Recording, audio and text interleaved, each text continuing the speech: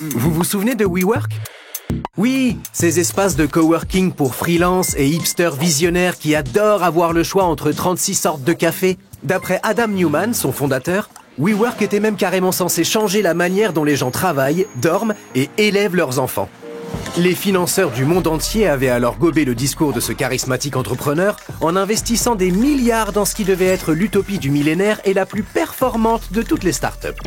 Les fêtes y furent grandioses et sauvages. On y arrivait en jet privé pour y boire de la tequila avec des tigres, comme dans le Loup de Wall Street, jusqu'à ce que le royaume d'Adam Neumann s'effondre comme un château de cartes. The next revolution is the We Revolution.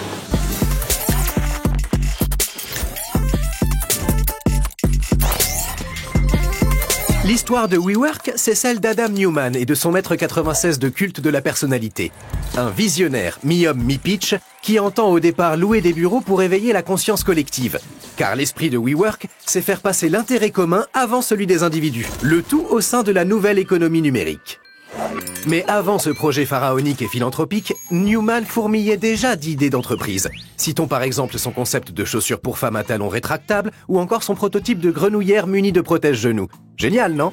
Pourtant personne n'y a cru, contrairement à WeWork. Son idée de coworking mondial naît après la crise financière de 2008.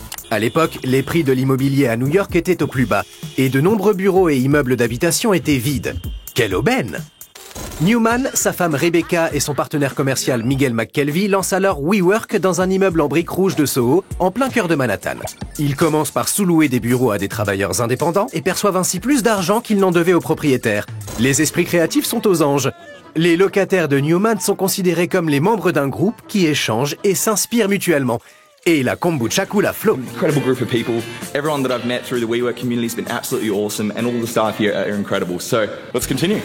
Les jeunes New-Yorkais adorent cette auto-exploitation collective au sein d'une atmosphère branchée. Les investisseurs sont enthousiasmés par Neumann et sa communauté et injectent des tonnes d'argent dans cette start-up de l'économie du partage. C'est ce qu'on appelle le capital risque. Quand de vieux hommes blancs confient des valises remplies d'argent à de jeunes hommes blancs en sweat à capuche pour qu'ils puissent construire leur château en Espagne et se prendre pour Steve Jobs dans des conférences TED. Plus personne ne veut passer à côté de WeWork. Entre 2010 et 2019, Neumann réussit même à lever plus de 10 milliards de dollars auprès d'investisseurs du monde entier. Les bureaux de l'entreprise poussent comme des champignons. S'ensuivent des micro-appartements intégralement meublés, des salles de sport et même une école primaire dédiée à l'entrepreneuriat conscient pour des enfants âgés de 2 à 11 ans. En 2019, Neumann annonce l'entrée en bourse de la marque. La valeur de WeWork est estimée à 47 milliards de dollars. L'engouement est total.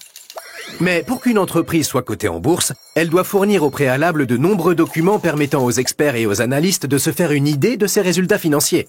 Et le bilan de WeWork s'avère être en réalité aussi brillant que les dernières saisons de Mon oncle Charlie avec Ashton Kutcher. La licorne, terme utilisé pour désigner les startups qui valent plus d'1 milliard de dollars, est complètement dans le rouge.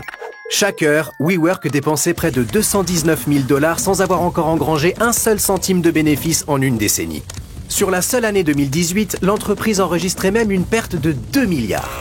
WeWork devait donc entrer en bourse parce que la marque manquait de liquidité. L'opinion se rend compte de l'engouement irrationnel pour l'entreprise archi surévaluée. Le style et la gestion de son fondateur sont alors vivement critiqués.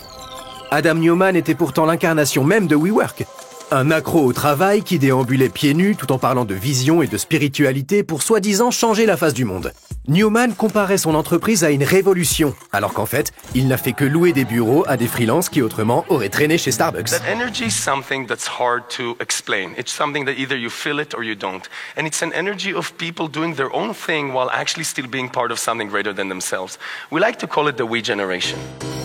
Travailler plus. Tel est le mantra de WeWork. Les employés s'y affairent d'ailleurs près de 14 heures par jour et on les récompense par de belles réjouissances. Les camps WeWork ressemblent à des festivals où se produisent Florence and the Machine ou encore Tudor Cinema Club. Les collaborateurs y avalent des pilules, prennent des traces et font l'amour dans les buissons. Neumann investit également une partie du capital de WeWork dans une start-up de super aliments dont il avait découvert les bienfaits en surfant sur le net. Il crée aussi des postes grassement rémunérés pour les membres de sa famille. Quant à sa femme Rebecca, une cousine de Gwyneth Paltrow, elle exige le licenciement de plusieurs employés tout simplement parce qu'elle n'aimait pas leur énergie. D'anciennes collaboratrices rapportent également la présence d'un tigre lors d'une réunion à Los Angeles avec de riches Saoudiens. Tandis que Newman fume des joints dans son jet privé de 65 millions de dollars et aime à offrir des shooters de tequila aux employés qu'il vient de renvoyer. Un vrai visionnaire en somme. Mais au moment de l'introduction en bourse de WeWork, il apparaît clairement que le discours de Newman sur son entreprise n'a rien à voir avec la réalité. Très vite, le château de cartes s'effondre. The company was one of the hottest startups in history. Then it plunged from nearly $50 billion in value to basically worthless in just 6 weeks. Les investisseurs se désintéressent du projet à la vitesse de la lumière. En seulement 6 semaines, la valeur de WeWork passe de 47 à moins de 10 milliards de dollars. L'introduction en bourse est annulée, certaines branches de l'entreprise vendues et on commence à parler de faillite. L'investisseur principal de WeWork, le groupe japonais SoftBank, injecte alors des milliards pour sauver ce qui peut être sauvé.